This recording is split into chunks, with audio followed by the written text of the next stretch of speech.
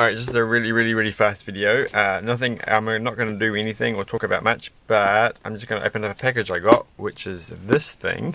So it's like doing those mailbag things, but normally I wouldn't bother with that because I find them kind of boring. And this is actually going to be kind of boring, but I thought, what the hey, we'll make a video out of it. So I actually got a PCB made by PCBWay. I didn't design the PCB, so I'm going to. It got me enthusiastic once I worked out the process, but I just took somebody else's Gerber files or whatever and chucked them on the website and ordered them, and they arrived pretty quick, I have to say. It hasn't taken very long. So it's been all very good. I blanked out the address, but I'm not going to go over it, just in case you can use some analyzing. Maybe you can do like what they say, select and enhance or something in your voice interface to your computer.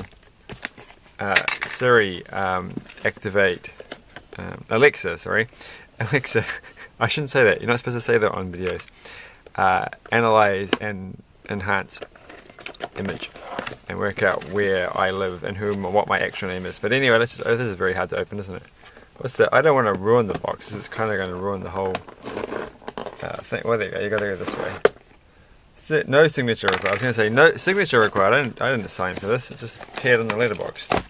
Alright, back again. And what did I make? So this is not being sponsored by anybody, so don't go thinking I'm being sponsored by anybody. And I'm not. I wouldn't want to be sponsored by a PCB company, because then they want me to make PCBs all the time, and it's just probably not going to happen. Not that it would happen with like currently 4 subscribers and very little views. So it's got quantity 5. I only got 5 of them. That makes sense. I don't know why I did PCBWay. I think it's just because they were the first and they seem pretty straightforward. I feel bad for JLCP, BC, whatever they are, the one that other people will get sponsorship from. My goodness, this is hard to. You don't get a free pen like you do with the other company. Or whatever, a magnifying glass. So this is what it is. So this is quite cool. I thought you could buy this on from a website at quite an elevated price. It would have been quite expensive just to buy 1 or 2. And I'm like, well, I'll just get them printed off and use them that way. But I don't know how accurate they are. Like, is this actually going to work? You know what you're wondering, what are these things? Do I actually have one? I do have one. Hold on. Probably going to make a big mess. So what is this thing for? Well, if you haven't worked it out already, it's for one of these things. This one's in poor shape, bit of a mess. I think this one actually works. So if you don't know what this is, it's a Commodore 64 personal computer. I've got at least 1 or 2 that work. We will try and fix them, but this is a cartridge prototype board. I should have found out. I'll probably put a link in there where you can get these from and who actually designed this. I'm assuming it was like free to use. It's written on here, Frank. That's right, Frank Bus. So it's got it on the silk screen. So I will bring it up close. You can just look it up on the thing. So it's a C64 proto board. So it's got everything labeled. This is quite cool, actually. So this has really got me enthused, because I want to make something that I designed, and it comes in like this and looks really cool. But it doesn't quite go up against the edge. So let's just see how well it plugs into the back of. Here we go. That's what that looks like. You can't really see anything. Hold on. In theory, I have a light on this table for this kind of thing. All right. I am just going to stand up for a second.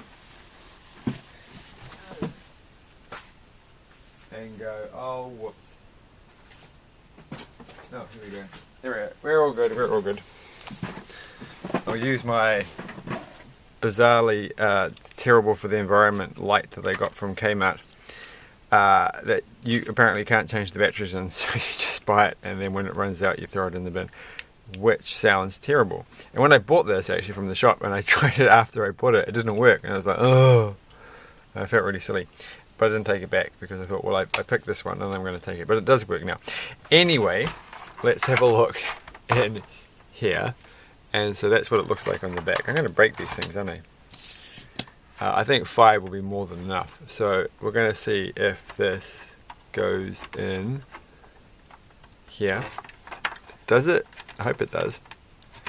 It kind of does. I'm gonna put it down and have a look myself. It looks like it went in.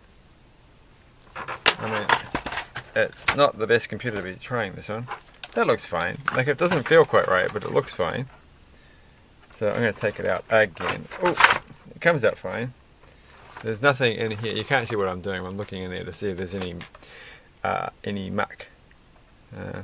So maybe this one should be the one that I should start off trying to repair and seeing if I can get it to work. Last time I tried this, so if you don't know much about Commodore 64s, the power supplies are evil. And they tend to go bad after all these years. And don't produce the correct 5 volts, and the 5 volts output goes too high and blows these things up. And I probably have damaged a couple of these and that. But one of them I remember did work, but had faulty color RAM. So it might be this one because I remember the missing key. So anyway, at some point we are going to be building a power supply tester so I can see whether or not they work. And then going through and having a look at a couple of these, because I've got quite a few and I'd like to sell them off, but they don't work and I want them to work. So anyway, but I also wanted, most importantly, because that's what this video is all about, is to make some like retro technology things and try and build a prototype cartridge to go into these computers. I don't know how many times it's going to take me plugging and unplugging it. I guess it's going to be okay. So back in the day, of course, that's what they would do. They would make those kind of ports, and then you would build your little cartridges with the PCB connector because it's cheaper to do it that way. Most notable exception being the ZX Spectrum and the ZX81, which had it the other way around, where they had a cheapy edge connector on the computer and you had to use the proper connectors, the more expensive connector on the device itself, which means you put the cost onto the people making the devices for the computer, as opposed to trying to make their job a bit easier. But it's got everything labeled here, so there's like address lines and data lines and all these bits and pieces. And I don't know if I'm going to get around to doing this, but I think it'd be kind of fun. And this looks kind of neat and like interesting to do. So anyway, that was what today was. I did not expect to get this in the mail today. I thought it would come next week or something. So I'm pleased with that. Maybe I might develop. It's very hard to do. Like what kind of thing am I going to develop? I think what I'd really like to do is just to build something where you can change a location in memory or something, and change some LEDs so that they match. Like you have a little LED thing.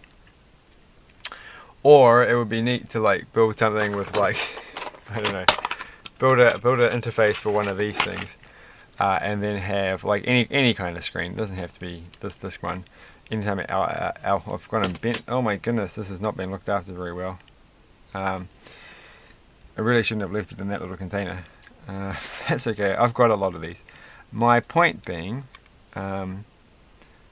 just to build something like this, and then you can control it from the Commodore 64, and that would make me feel happy, because I think I was always impressed. Like, you know, when I suddenly realized people were still making stuff for Commodore 64, it's like, wow, they must be very, very smart. And I'm not going to say that they're not very, very smart. I'm just saying I sort of realized that even though it's not the simplest thing to do, it's not quite as hard as I thought it might be. Like, I thought it is possibly something that I could make a simple thing for. So we are going to return to this. But anyway, if you're going to get these, and I feel bad for saying this, you could buy it from some like certain websites, or you could just get them printed off from a PCB manufacturer, and you'll get some nice, pretty good quality ones. I can't fold these. These look fine to me.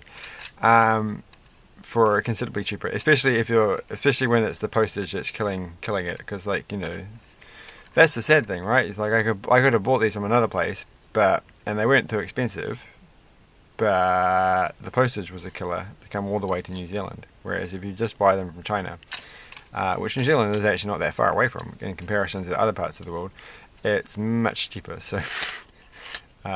So that's that. So I'd like to say that. So thanks for watching, and bye. Can you even see that, like, in the camera? Like, I'm gonna get real close because I don't know if it's coming through on the. Yeah, there's a good look. So I'll post a link to where I got the files for this from. So thanks for watching. Bye.